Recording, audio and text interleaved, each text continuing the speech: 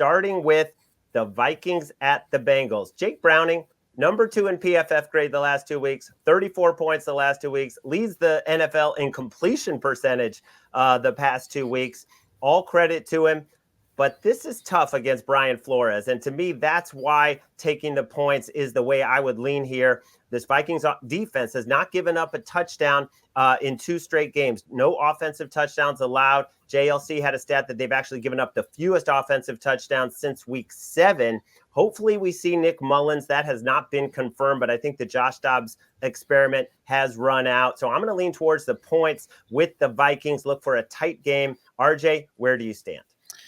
Yeah, his nickname was the Pastronaut, Josh Dobbs, and then it became the Runstronaut when he was picking up third down, and it's about to be the Benchtronaut because there's no reason he should be playing in this game. I agree with you. If Mullins is a starter, this line should be under 3. I think that's the expectation of the market because we saw it a little bit higher, and it's come down since then. But Cincinnati does not have a good home field advantage, so I think you need to get this line to under 3 to reflect Mullins' work as a veteran and his familiarity with this offense that Dobbs did not have coming in. I would stay away with the other quarterbacks, though. Jake Browning has looked like a mini Joe Burrow, but yeah, you said the step up in competition versus Minnesota's defense, that's going to bring pressure. It's going to be interesting to see if he can handle that. Cincy's defense showed up versus Indy, but I can't expect back-to-back good games from them. They're ranked 31st in yards per play. So we'll see if it's Mullins, and if it is Mullins, I'm going to try to get on it before it gets down through 3, which is where I expect it to go. And if it's not Mullins, I'm staying away. Yeah, and I think this line is assuming that Justin Jefferson won't play. Emery, do you lean either way on this spread? I'm going to go under here because we watched that entire Raiders-Vikings game, and I just came away impressed with how consistent that defense was for Minnesota and for the Raiders, for that matter. But for Minnesota, it's hard when you have 2 quote-unquote teams that are struggling offensively. It's usually a shootout situation, but their defense has really held court.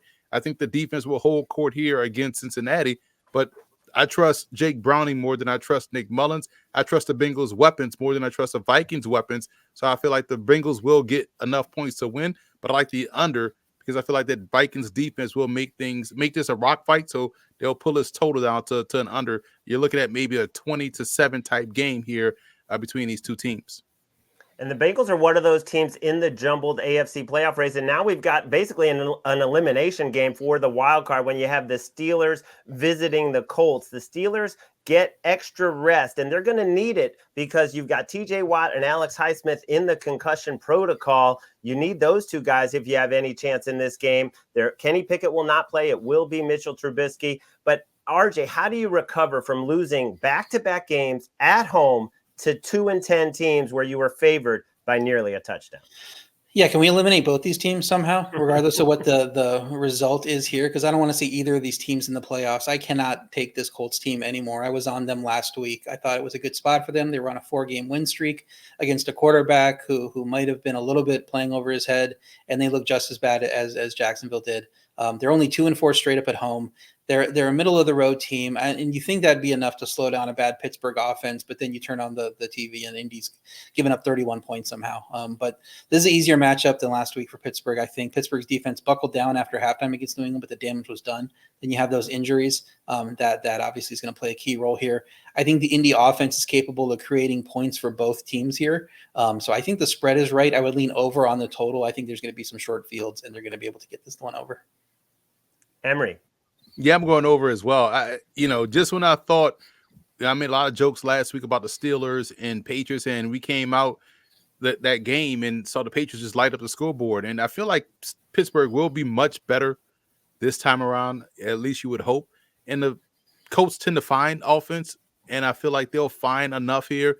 24-20 sounds about right, so I'm going to lean over here. I would stay away from the point spread because you can't really trust either quarterback, but I can trust there's enough offensive firepower out there on both sides of the field to help us cash this over. So I will lean that way.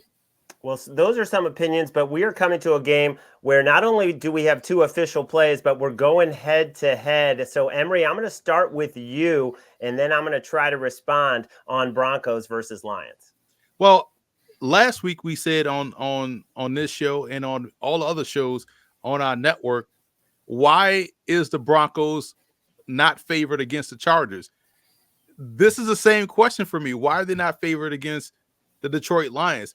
The point of attack play is where this game will be won and lost.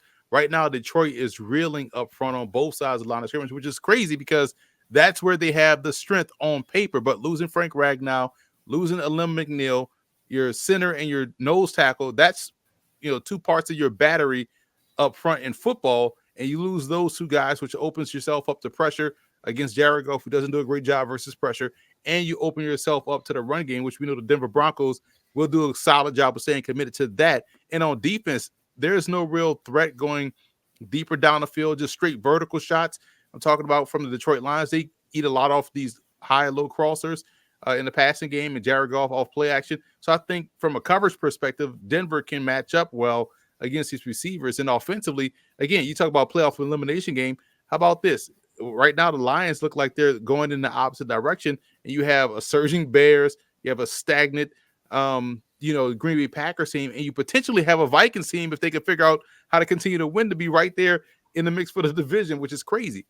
And the Broncos know that, hey, they're one game back from the AFC West. So we'll get the best of the Broncos and the best of the Lions, but I feel like the Lions are too banged up right now to compete fully to win this game. So I'm taking them plus the points, the Broncos, that is. Emery, you make some good points, but how about the fact this is their third straight road game? At Houston, at the Chargers, now at Detroit, on a short week. That is not a recipe for success. You also have Jared Goff, who is much, much better at home. You have a Broncos team giving up 5.1 yards per carry. That is the highest in the NFL. So what did the Lions do with David Montgomery and Jahmyr Gibbs? They can run the ball. Jared Goff, all the numbers are much, much better at home. I think this is a smash spot for the Lions. I don't think he's going to turn it over 3 times. Maybe one of them wasn't his fault at Chicago. I think they're excited to get out of the division, to get away from the division where they've been struggling with the Bears and the Packers. Now they get to a team that doesn't know them so well. And I think Jameson Williams, they talked about getting him more involved. I think he could make some plays. And the last point I'll make is they finally are benching Jerry Jacobs, who's just been getting embarrassed and roasted and toasted, including by DJ Moore on Sunday. So that was a great move for Detroit. RJ, will you break the tie? Both made some great points. The interesting thing is that I was on Detroit early in the week when it was around 4. The market agreed. They moved it in Larry's direction, got it up to 5.5, and that's where I have it in my power ratings, 5.5. So this seems like a pretty easy stay away for me. If it gets any higher, I'm a little bit interested in Denver just of how competitive they've been. But Detroit's defense can hold that Denver rush offense in check. If the McNeil injury isn't that key to them, and we've seen that it has been an issue, in these last few games here. But Denver's likely to move the ball through the air. I think it's a potential backdoor spot for them, even if then Detroit is controlling the game. That secondary, like you said, has been getting roasted. Maybe the change will help there, but I think Denver can backdoor cover here. So getting a little bit pricey here at 6, I would consider a play on Denver, but I can't break the tie because my power ratings have it at 5.5. So this seems like the right line to me.